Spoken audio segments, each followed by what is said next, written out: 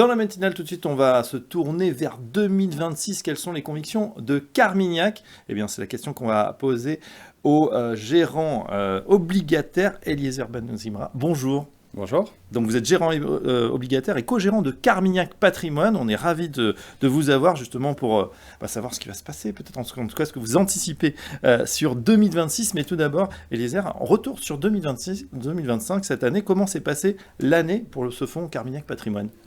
L'année s'est très bien passée sur Carmignac Patrimoine. C'est une performance à 2 chiffres sur Patrimoine pour cette année.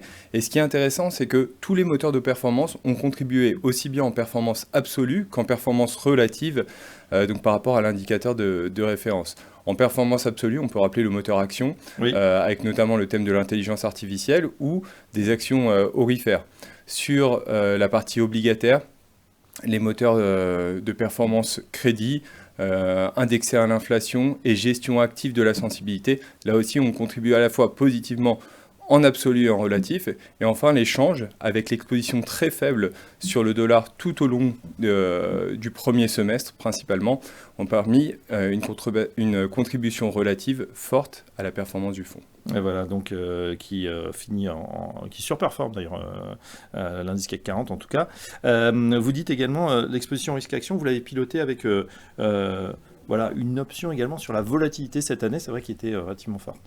Oui, en fait, en début d'année, on trouvait que les marchés n'anticipaient pas forcément pas mal d'incertitudes qu'on a eues, notamment sur le front commercial, sur le front politique, géopolitique, et on trouvait que les options sur VIX, donc l'indice de volatilité sur le marché du S&P 500, étaient particulièrement attractives. Et on a acheté pas mal d'options sur le VIX lors de l'épisode de Liberation Day, début avril, lorsque Donald Trump annonce ses fameux droits de douane sur l'ensemble des pays du monde. Et ça a très bien marché, puisqu'on a eu une forte envolée du VIX. Et en fait, avec le VIX, il faut être extrêmement tactique et réactif, c'est-à-dire lorsqu'il monte très vite, c'est déjà le moment de prendre ses profits, et c'est ce qu'on a fait. Et ça a contribué positivement et fortement à la performance du fonds. Et voilà comment Carmignac Patrimoine en tout cas a fait cette année. Alors évidemment, ceux qui nous regardent, ils disent tout ça c'est très bien, mais on ne va pas regarder dans le rétroviseur, on attend pour 2026 ce que vous allez faire. Quels sont justement, Eliezer, les scénarios envisagés? Alors déjà, on va revenir sur le scénario macroéconomique et on va aller sur la zone la plus importante pour les marchés, c'est la zone américaine. Nous, on pense qu'on a une vision plutôt positive sur l'économie américaine. Après le trou d'air du deuxième trimestre 2025, on a pas mal de facteurs positifs. Le premier, c'est qu'on a de la relance budgétaire. Oui. Aux États-Unis, on a la Big Beautiful Bill, cette fameuse loi fiscale budgétaire de l'administration Trump qui vise à réduire les impôts pour les ménages. On a aussi cette possibilité d'avoir de la relance budgétaire avec l'envoi de chèques pour les ménages américains. C'est pas encore voté, mais c'est une possibilité qui n'est pas anticipée par les marchés.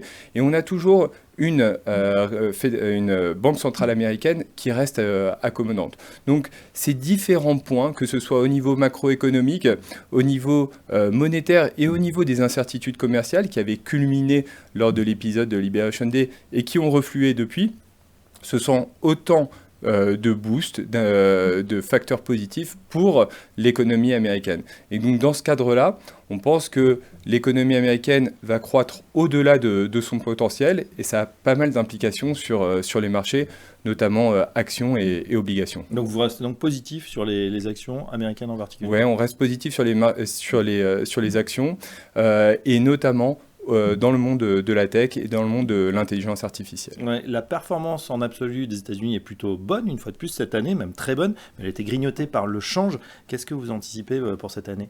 Alors, vous avez raison de le rappeler parce que cette année, je pense que ça a été la première année où on a eu une forme de déséquilibre entre la performance des marchés actions et la performance du change. Pendant longtemps, lorsque les marchés actions baissaient, on avait le dollar qui venait compenser cette performance négative. On pense qu'on est rentré dans une nouvelle tendance où il va falloir analyser les marchés d'actions et les marchés de change avec 2 prismes différents. Les marchés d'actions ce sont des marchés d'entreprises privées sur lesquels il faut analyser leur croissance par rapport à ce qui est anticipé par les marchés.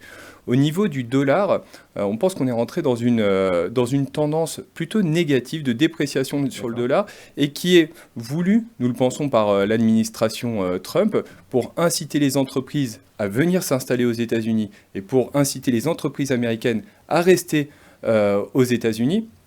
Et donc c'est pour ça qu'on a une position sur le dollar qui était extrêmement faible.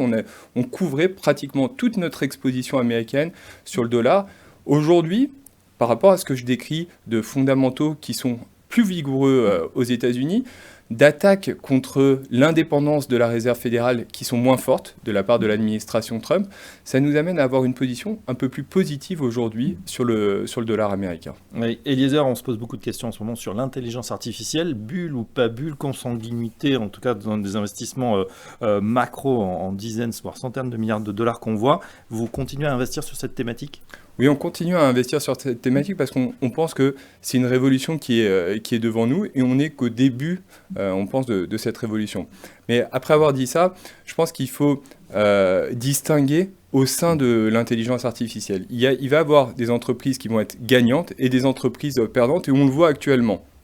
Pourquoi on le voit actuellement ? C'est que pendant les 18 derniers mois, on avait des entreprises qui dépensaient de leur propre argent, sur leur propre bilan, de l'argent pour gagner, on va dire, ou pour rester dans la course de l'intelligence artificielle. Aujourd'hui, on est passé dans une autre étape où les entreprises viennent emprunter sur les marchés. Et on sait que les marchés sont beaucoup plus regardants et vont analyser beaucoup plus la crédibilité des projets de ces boîtes qui veulent investir dans l'intelligence artificielle. Et donc, nous, on va rester focalisé sur les boîtes, les entreprises qu'on pense être gagnantes de cette révolution, et même parfois vendre à découvert des entreprises qu'on pense vont être les perdantes de cette révolution.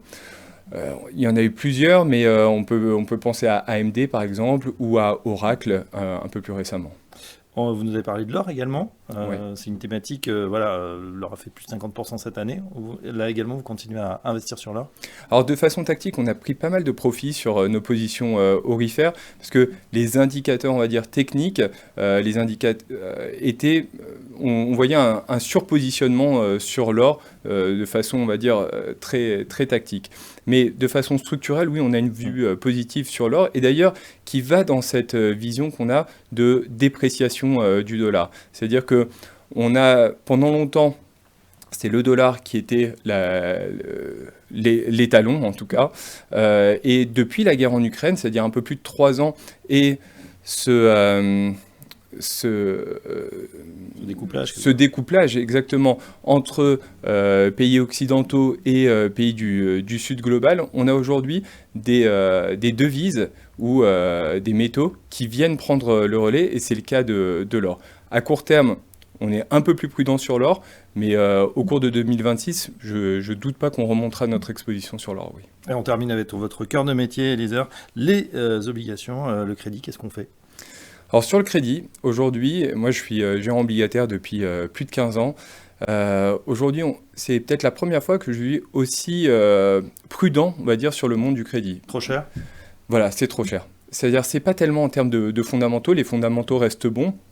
On a quelques signaux d'alerte, on va dire, notamment sur le crédit privé aux États-Unis, mais c'est assez différent du marché public corporate.